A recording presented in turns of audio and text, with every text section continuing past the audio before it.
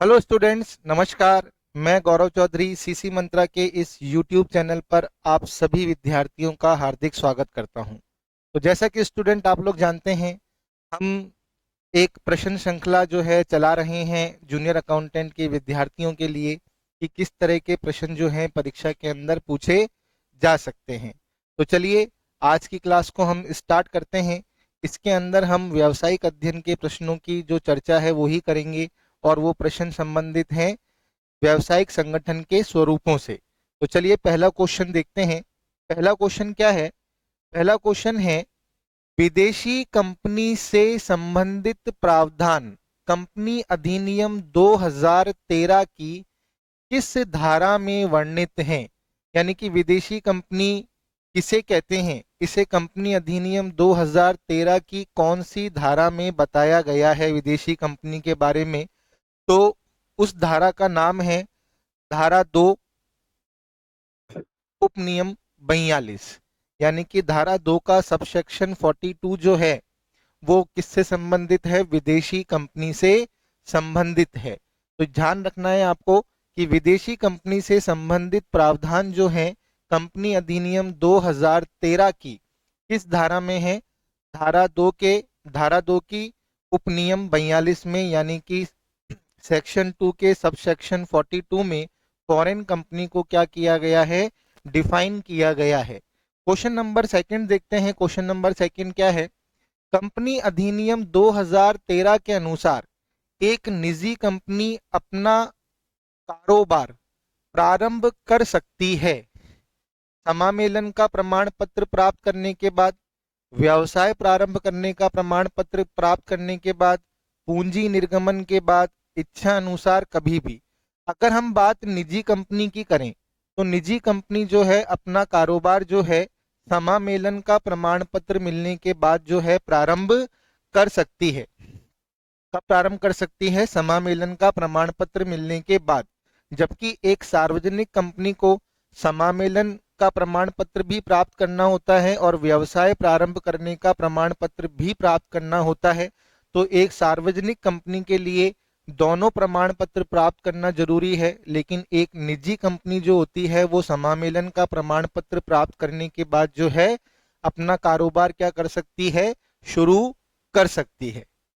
Next देखिए, निम्न में से एकल व्यक्ति कंपनी यानी कि जो वन पर्सन कंपनी है के संबंध में कौन सा कथन असत्य है? कौन सा कथन क्या है? असत्य है। वन पर्सन कंपनी में सदस्य के रूप में केवल एक ही व्यक्ति होता है, ये कथन बिल्कुल सही है कि वन पर्सन कंपनी में केवल क्या होता है? एक ही सदस्य होता है। वन पर्सन कंपनी के एकमात्र सदस्य का दायित्व सीमित होता है, ये कथन भी बिल्कुल ठीक है कि उसका दायित्व क्या होता है? सीमित होता है।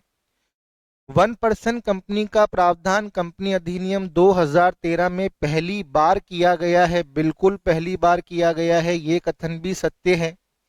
वन पर्सन कंपनी का अस्तित्व अपने सदस्यों से अलग व स्वतंत्र नहीं होता, ये कथन जो है असत्य है, क्योंकि वन पर्सन कंपनी का अस्तित्व भी अपने सदस्य से क्या होता है? पृथक होता है। तो यहाँ पर क्या रखा है कि वन पर्सन कंपनी का अस्तित्व अपने सदस्यों से अलग व स्वतंत्र नहीं होता, तो ये कथन जो है असत्य है, क्योंकि वन पर्सन कंपनी का अस्तित्व जो है वो अपने सदस्य से क्या होता है? पृथक होता है। तो इसका आंसर होगा फोर्थ ऑप्शन। नेक्स्ट क्या है? नेक्स्ट की यदि हम बात करें, एक निजी कंपनी में संचालकों की न्यूनतम संख्या होती है। यदि हम बात करें निजी कंपनी की, तो निजी कंपनी में संचालकों की जो न्यूनतम संख्या होती है वो कितनी होती है? अगर हम बात करेंगे तो देखिए, एक निजी कंपनी में संचालकों की न्यूनतम संख्या होती है 3। कितनी होती है? 3 होती है। तो अपन को ध्यान रखना है कि एक निजी कंपनी के अंदर संचालकों की न्यूनतम संख्या कितनी होती है? 3।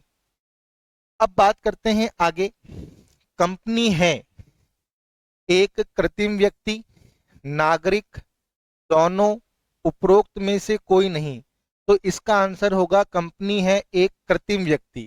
कंपनी कभी भी नागरिक नहीं होती है, कंपनी की राष्ट्रीयता जरूर होती है, लेकिन कंपनी नागरिक नहीं होती है किसी भी कंट्री की। तो ध्यान रखना है कि इसके अंदर ऑप्शन जो है, ऑप्शन 1 जो है वो सही है।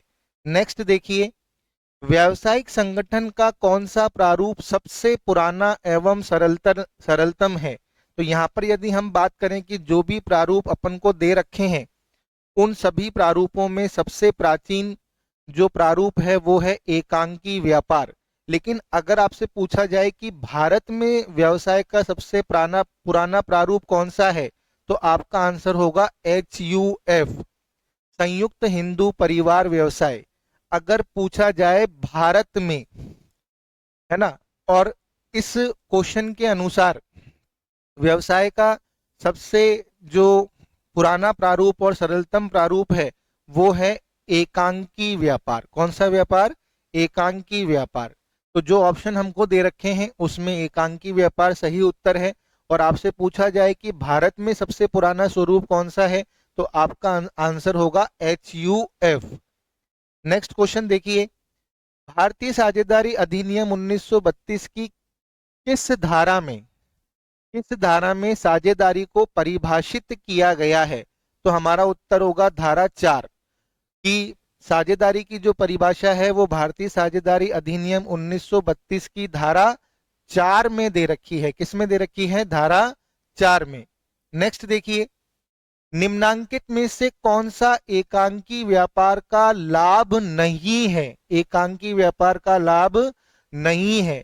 कार्य की प्रत्यक्ष प्रेरणा, बिल्कुल एकांकी व्यापार में लाभ प्राप्त करने वाला एक ही व्यक्ति होता है, तो लाभ प्राप्त होने पर उसको कार्य की प्रत्यक्ष प्रेरणा मिलती है। एकांकी व्यापार में वो अपने कर्मचारियों से सीधा संपर्क रखता है। व्यवसाय पर एकांकी व्यापार में पूर्ण नियंत्रण होता है। सीमित पूंजी एवं संसाधन, ये एकांकी व्यापार का लाभ नहीं बल्कि दोष है। तो इसलिए इसका आंसर क्या होगा? फोर्थ। इसका आंसर क्या होगा? फोर्थ। निम्नांकित में से कौन सा एकांकी व्यापार का लाभ नहीं है? तो हम को ध्यान रखना है, सीमित पूंजी एवं संसाधन जो है वो एकांकी व्यापार के क्या है? दोष हैं, लाभ नहीं है। नेक्स्ट क्वेश्चन देखिए, निम्नांकित में से कौन सा एकांकी व्यापार का दोष नहीं है? हमसे क्या पूछा है? निम्नांकित में से कौन सा एकांकी व्यापार का दोष नहीं है? तो देखिए, व्यावसायिक प्रतिस्पर्धा का सामना करने में कठिनाई, बिल्कुल। व्यवसाय के स्वामी की सीमित प्रबंधकीय योग्यता, ये भी दोष है। स्वामी का व्यवसाय के प्रति असीमित उत्तरदायित्व, ये भी एकांकी व्यापार का क्या है? दोष है। वैधानिक औपचारिकताओं का अभाव, ये एकांकी व्यापार का दोष नहीं है। ये एकांकी व्यापार का दोष नहीं है। ये एकांकी व्यापार का दोष नहीं है बल्कि ये एकांकी व्यापार का क्या है? लाभ है। ये एकांकी व्यापार का क्या है? लाभ है। क्योंकि एकांकी व्यापार को क्या है? बहुत ही सरलता से क्या किया जा सकता है? खोला जा सकता है और बंद किया जा सकता है। तो अपन को ध्यान रखना है कि ये वैधानिक औपचारिकताओं का जो अभाव है, ये एकांकी व्यापार का दोष नहीं बल्कि एकांकी व्यापार की विशेषता है, लाभ है। नेक्स्ट क्वेश्चन देखिए, ऐसे साझेदारी जिसमें कम से कम एक साझेदार का दायित्व असीमित होता है तथा शेष साझेदारों का दायित्व सीमित होता है कहलाती है सीमित दायित्व वाली साझेदारी, यानी कि लिमिटेड लाइबिलिटी पार्टनरशिप। ये जो पार्टनरशिप होती है इसके अंदर एक साझेदार का दायित्व असीमित होता है, बाकी सभी साझेदारों का दायित्व क्या होता है? सीमित होता है। वैसे तो साझेदारी के अंदर सभी साझेदारों का दायित्व जो होता है वो असीमित होता है, लेकिन ये साझेदारी का एक विशेष प्रारूप है जिसके अंतर्गत एक साझेदार का दायित्व असीमित होता है, बाकी सभी का दायित्व क्या होता है? सीमित होता है।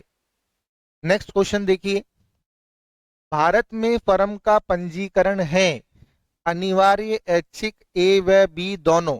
तो हमारा आंसर होगा ए व बी दोनों, क्योंकि अपन ने पहले ही डिस्कस कर लिया कि साझेदारी फर्म का पंजीकरण जो होता है वो हमारे भारत के अंदर ऐच्छिक है, यानी कि सॉरी, इसका आंसर क्या होगा?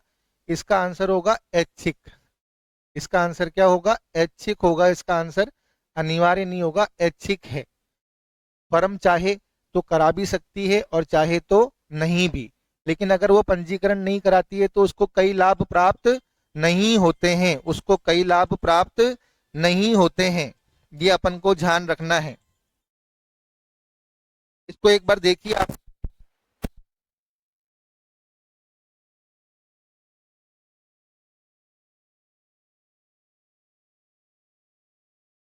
अब नेक्स्ट क्वेश्चन देखते हैं। नेक्स्ट क्वेश्चन क्या है? नेक्स्ट क्वेश्चन है, यदि कोई कंपनी किसी दूसरी कंपनी के 50% से अधिक अंशों को का क्रय कर लेती है और उस पर नियंत्रण स्थापित कर ले, तो उसे क्या कहा जाता है? उसे कहा जाता है सूत्रधारी कंपनी। क्या कहा जाता है? सूत्रधारी कंपनी, यानी कि होल्डिंग कंपनी। उसे क्या कहते हैं अपन? Holding company. यदि कोई कंपनी किसी दूसरी कंपनी के 51% से अधिक अंशों का क्रय कर लेती है तो वो सूत्रधारी कंपनी बन जाती है, और दूसरी कंपनी उसकी क्या बन जाती है? सहायक कंपनी, यानी कि सब्सिडरी कंपनी बन जाती है। क्या बन जाती है? Subsidiary company. नेक्स्ट क्वेश्चन देखिए, एक ऐसी कंपनी जिसमें सदस्यों का दायित्व उनके द्वारा धारित अंशों की बकाया राशि तक सीमित कर दिया जाता है, क्या कहलाता है? अंशों द्वारा सीमित कंपनी। उसे क्या कहा जाता है? अंशों द्वारा सीमित कंपनी कहा जाता है। सपोज कीजिए कोई एक्स नाम का पर्सन है, उसने अगर किसी कंपनी के 1000 अंश खरीदे हैं जिनकी कीमत है at the rate of ₹100 each, तो कंपनी इससे कितने रुपए मांगती है? कंपनी इससे मांगती है 1 लाख रुपए। इसे कंपनी को 1 लाख रुपए देने होंगे।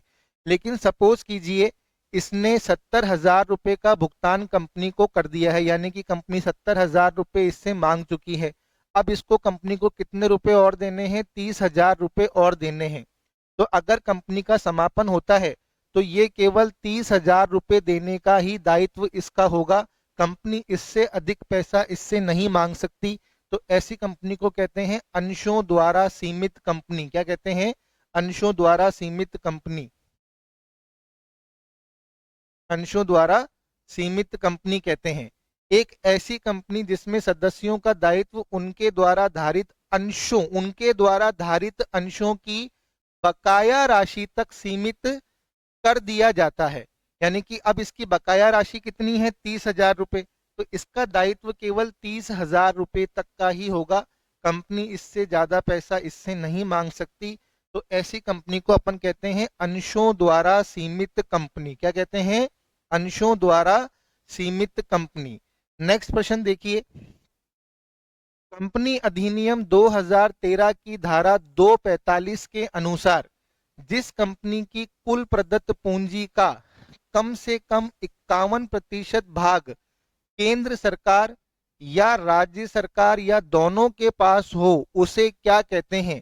अगर किसी कंपनी का 51% से अधिक भाग केंद्र सरकार, राज्य सरकार या दोनों के पास होता है तो उसे कहते हैं सरकारी कंपनी। क्या कहते हैं? सरकारी कंपनी। तो ध्यान रखिएगा, सेक्शन 242 के अंदर विदेशी कंपनी है, सेक्शन 245 के अंदर गवर्नमेंट कंपनी को क्या किया गया है? डिफाइन किया गया है। तो ये ध्यान रखना है अपन को दोनों सेक्शंस के बारे में। आगे देखिए नेक्स्ट क्वेश्चन, हिंदू अविभाजित परिवार व्यवसाय में कर्ता एवं अन्य सदस्यों का दायित्व क्रमशः होता है। जो हिंदू अविभाजित परिवार का व्यवसाय होता है उसमें कर्ता का दायित्व तो होता है असीमित और सदस्यों का दायित्व क्या होता है? सीमित। तो इसका आंसर क्या होगा? थर्ड। क्योंकि जो कर्ता होता है वो व्यवसाय पर अपना नियंत्रण रखता है तो कर्ता का दायित्व असीमित होता है। बाकी जो अन्य सदस्य होते हैं जिन्हें सहस्मांशी कहा जाता है उनका दायित्व क्या होता है? सीमित होता है। क्या होता है? सीमित होता है। नेक्स्ट देखिए, कंपनी अधिनियम 2013 की किस धारा में धर्मार्थ उद्देश्य से कंपनी के गठन का प्रावधान किया गया है? यानी कि एक ऐसी कंपनी जो धर्मार्थ उद्देश्य से स्थापित की गई है, की जाती है, उस तरह की कंपनी का प्रावधान कंपनी अधिनियम की किस धारा में किया गया है? तो आपका आंसर होगा धारा 8 में।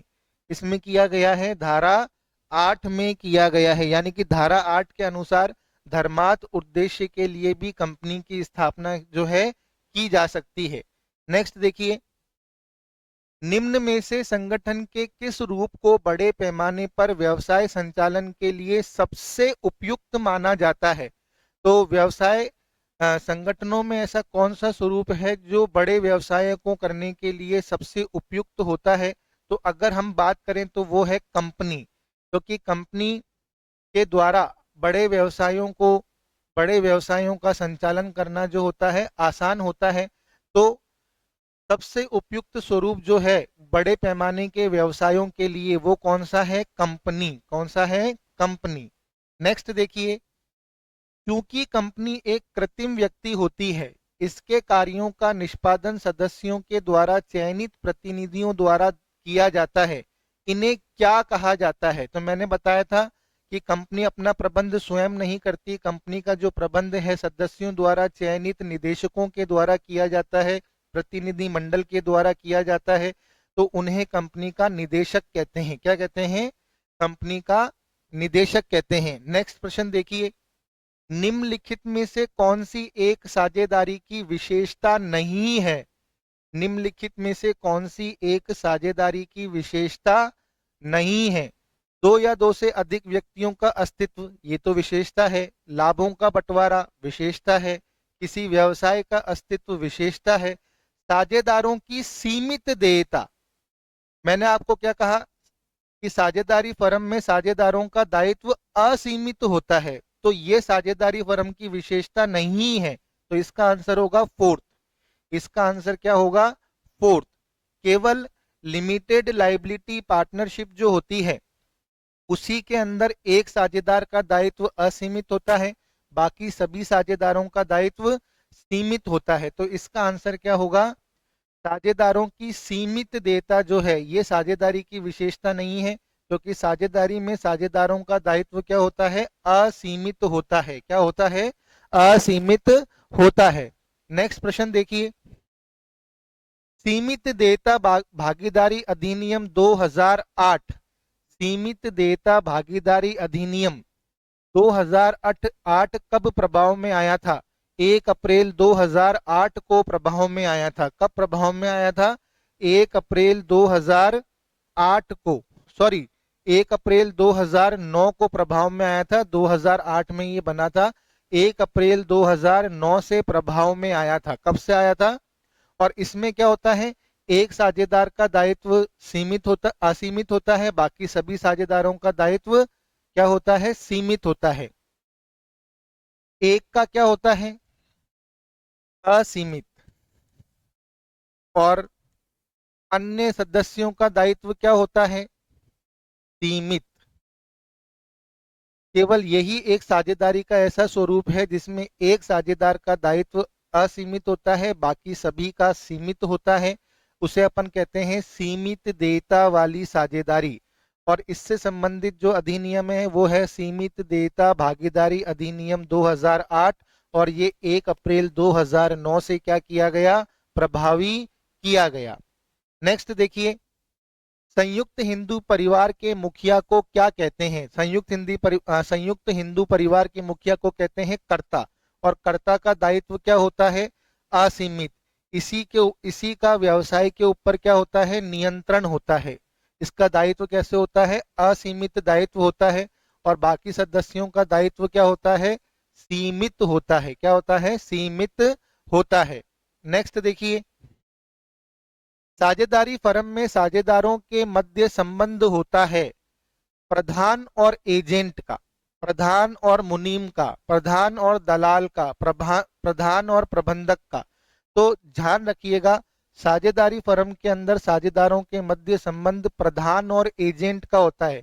हर साझेदार व्यापार का स्वामी भी होता है और एजेंट भी होता है। स्वामी होने के नाते वो प्रबंध में भाग ले सकता है, लाभ हानि में भागीदारी कर सकता है, संचालन में निर्णय या परामर्श निर्णय ले सकता है या परामर्श दे सकता है ना। और एजेंट होने के नाते वो अपने द्वारा किए गए कार्यों से दूसरे साझेदारों को आबद्ध कर सकता है। तो साझेदारी फर्म में साझेदारों के मध्य प्रधान और एजेंट का संबंध होता है। किसका संबंध होता है? प्रधान और एजेंट का। नेक्स्ट देखिए, एक सबके लिए सब एक के लिए किस व्यवसाय का मूल मंत्र है? वो है आपका सहकारी संगठन, क्योंकि सहकारी संगठन जो होता है वो प्रजातांत्रिक मूल्यों पर चलता है। किसके ऊपर चलता है? प्रजातांत्रिक मूल्यों पर। इसका संचालन प्रजातांत्रिक मूल्यों पर किया जाता है। प्रत्येक सदस्य के पास एक वोट डालने का अधिकार होता है और सहकारी संगठन का परम उद्देश्य होता है अपने सदस्यों की क्या करना? सेवा करना। तो सहकारी संगठन का मूल मंत्र क्या होता है?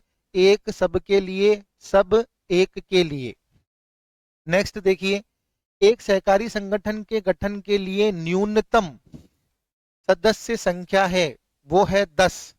10 बालिक सदस्य मिलकर सहकारी संगठन का गठन कर सकते हैं। 10 बालिक सदस्य मिलकर क्या कर सकते हैं? सहकारी संगठन का क्या कर सकते हैं? गठन कर सकते हैं। नेक्स्ट क्वेश्चन देखिए, सहकारी समिति का पंजीकरण बिल्कुल अनिवार्य है। मैंने कहा था कि व्यवसाय के दो स्वरूप ऐसे हैं जिनका पंजीकरण क्या होता है? अनिवार्य होता है, एक कंपनी और एक सहकारी संगठन यानी कि कोऑपरेटिव सोसाइटी। तो सहकारी समिति का जो पंजीकरण है वो सहकारी समिति अधिनियम, सहकारी समिति अधिनियम 1912 में कराना क्या है? अनिवार्य है।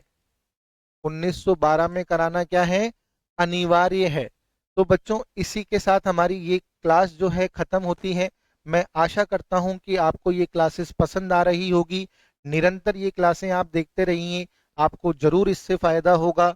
यदि आपको मेरी क्लासेस पसंद आ रही है तो प्लीज मेरे चैनल को लाइक करिए, शेयर करिए, कमेंट करिए और कमेंट करके मुझे जरूर बताइए। अब हम मिलेंगे नेक्स्ट क्लास में। Thank you very much. मैं फटाफट आप लोगों को रिवीजन कराने का प्रयास कर रहा हूं, क्योंकि मैं ऐसा आशा करता हूं कि अब आप लोगों ने कंटेंट तो पढ़ ही लिया होगा और आपको ये क्वेश्चन भी अच्छे तरीके से समझ में आ रहे होंगे। मेरा पर्पस है आप लोगों को रिकॉल कराना। तो थैंक यू वेरी मच बच्चों। अब हम मिलते हैं नेक्स्ट क्लास में।